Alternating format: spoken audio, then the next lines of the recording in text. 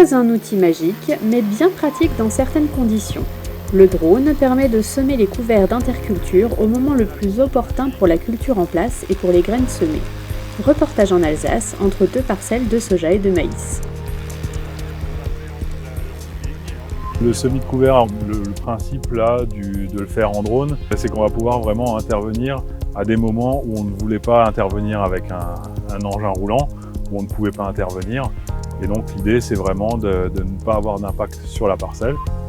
Il faut considérer ça un petit peu comme un tracteur, hein. Donc on a un châssis et puis en dessous on a l'outillage. Là ici c'est un semoir, on pourrait très bien mettre un pulvérisateur, on pourrait très bien mettre un distributeur de trichogrammes, etc.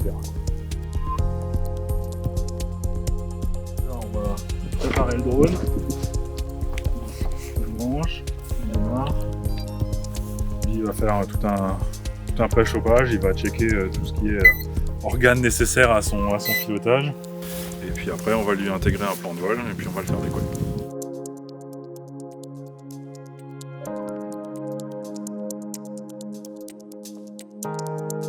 Le moment opportun, et d'après le recul qu'on a déjà des années précédentes, c'est vraiment d'intégrer le semis avant le dernier tour d'eau, c'est-à-dire juste un mois avant la récolte, pile poil au moment où le soja rentre en phase de sénescence.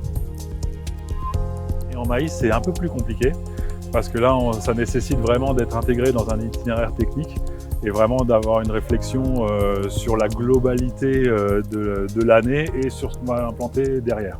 Donc tout dépend de la précocité du maïs, tout dépend irrigation ou pas irrigation, tout dépend du schéma climatique de l'année.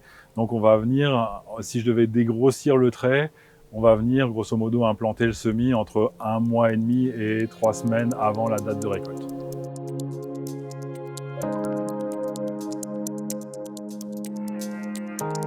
Pour les intérêts agronomiques, on a tous les intérêts du couvert végétal qu'on peut avoir sur une interculture plus classique après blé.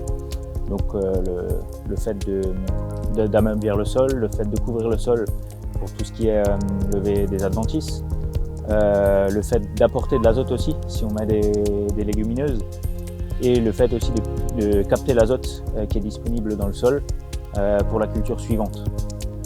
Voilà, ensuite les intérêts économiques découlent forcément des intérêts agronomiques, hein. Voilà, on peut réduire un petit peu l'azote qu'on apporte derrière pour la culture suivante, et dans certains cas de figure, les agriculteurs peuvent s'engager dans des démarches environnementales de type PSE, paiement en services environnementaux, et donc là, la technique peut même être rémunératrice d'argent directement. C'est parti pour le semis de plusieurs hectares. Il faut compter un débit de 1 hectare par vol de 4 minutes. Les drones sont limités par le chargement à 25 kg. Si on compte les batteries et le drone, on atteint déjà les 15 kg. Ce sont donc les arrêts au stand pour remplissage qui demandent le plus de temps.